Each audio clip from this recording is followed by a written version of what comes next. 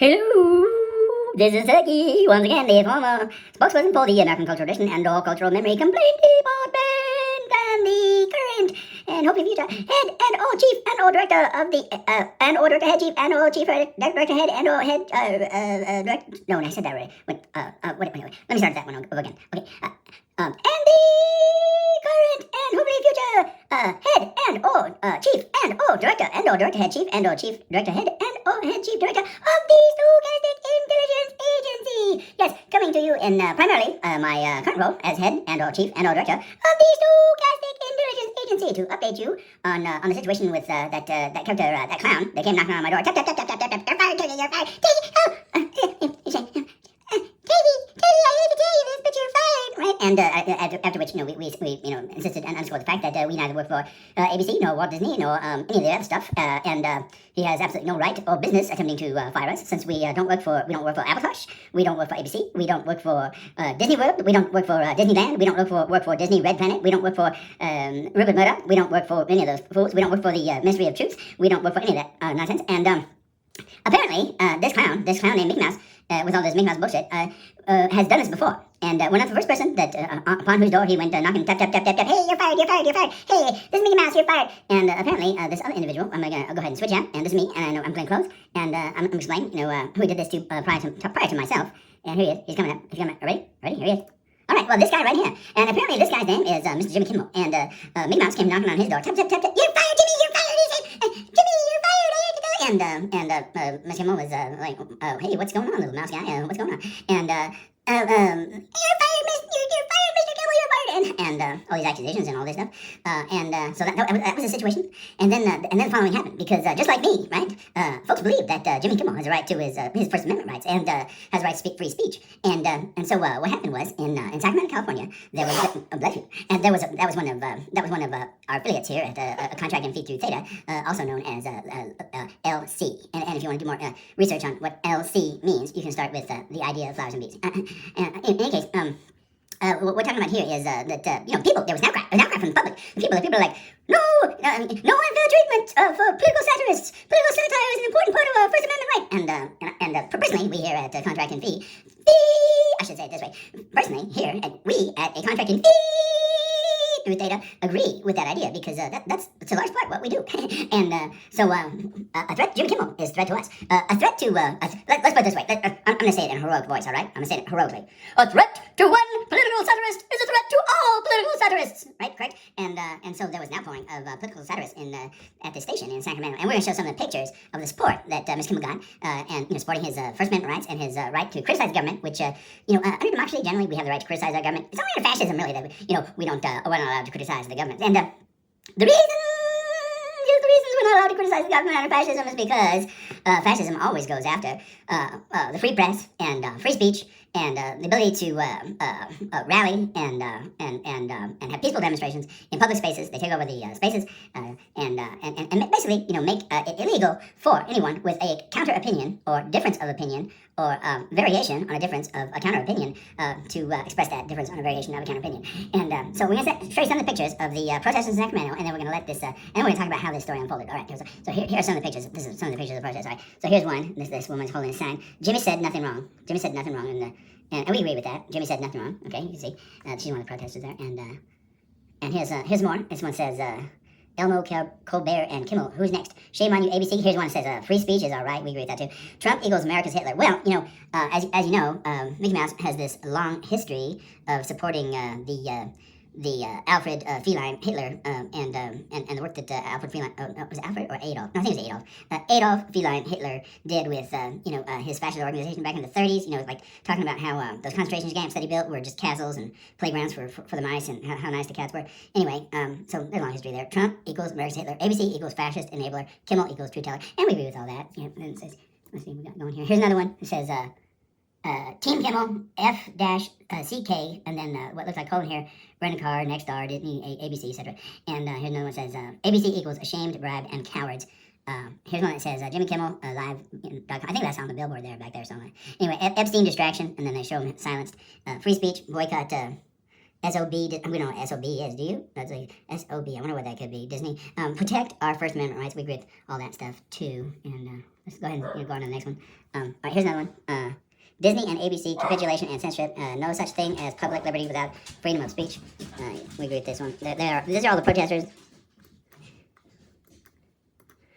Oh, let me close that out. That's this one.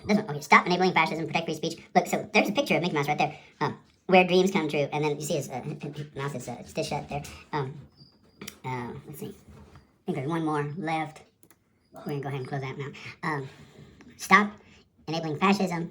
We did this one already. Let's see, maybe. Is that the last one? I thought there was one more. Oh, here it is. Yeah. Okay. The mouse is a rat. Yeah, right. And apparently, I mean, okay. So I can't say for certain, and he's denying it. But our current theory is that Mr. Mickey Mouse, was so annoyed by these protests that he took it upon himself to attempt, to how should we put it, murder some of these protesters. They're protesting their right to free speech, and now the thing is this. Okay, so Miss Mouse thought these protests were going to occur on, I believe it was.